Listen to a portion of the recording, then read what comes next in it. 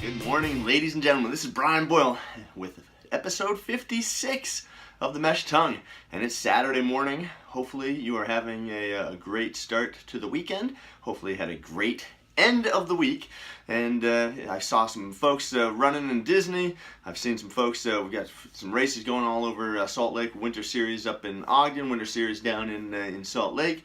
So let me know where you got at after it this weekend. Where's your races? Where are you getting the goods? So tell us how you did, and hey, if you're not racing, that's fine also, because again, it's not always about the race. There are different seasons, different training cycles, and sometimes it's just about getting out and enjoying the day, not necessarily racing. But I know there are a lot of folks out there that are doing some stuff this weekend.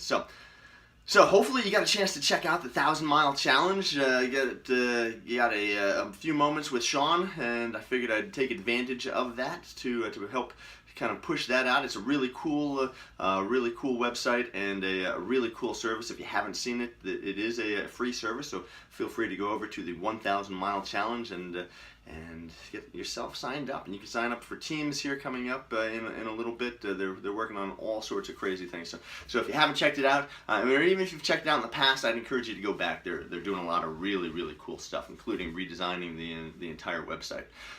So what do I want to talk to you about today? Today I want to talk to you about the stoplight analogy. And I get a lot of questions and comments, and again, I appreciate those. So please keep those coming in. Keep those coming to Brian, B-R-I-A-N, that's Brian with an I, at company, the number 5k.com. Those emails are definitely appreciated, and I'll try to get back to you as soon as possible. But I get a lot of questions concerning when should I stop running. And what I like to tell people, is never to stop running if that was possible. But it's not a perfect world. Some things are going to require you to stop running. Our goal is to always try and keep you running. But hey, it is what it is. I'd be lying to you if I told you that at some point you're not going to have to stop running. I personally have had to stop running. I know what it feels like. I hate that feeling.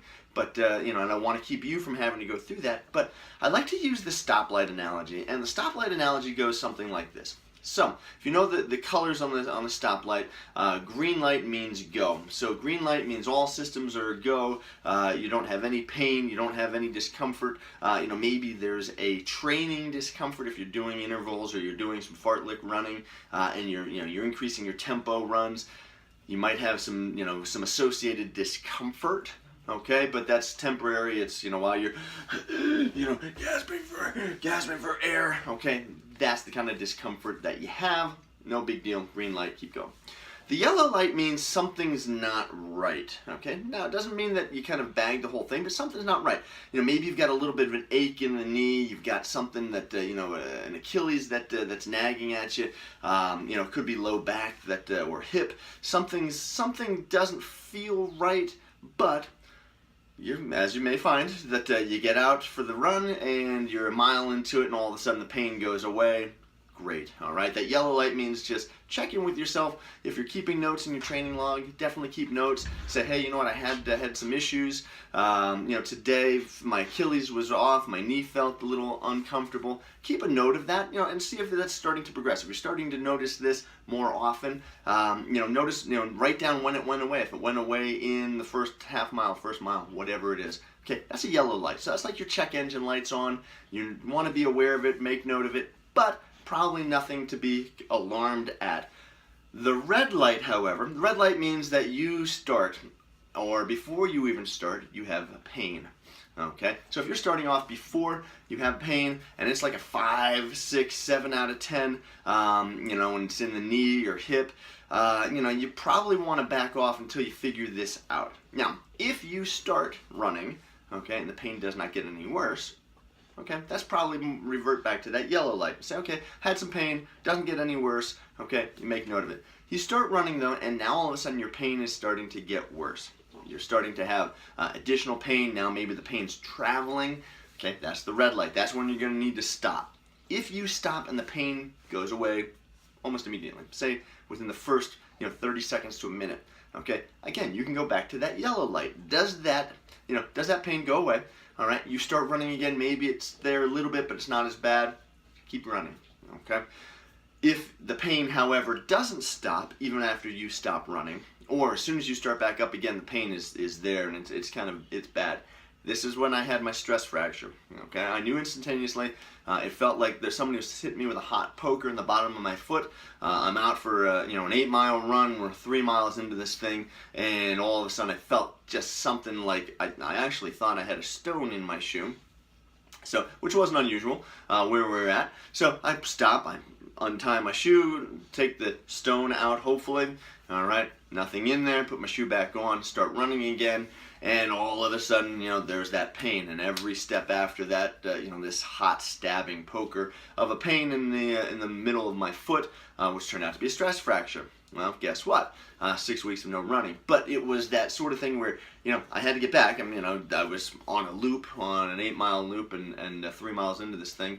So it was able to get through it. But that was the red light that says, yeah, every time after that, the pain was there.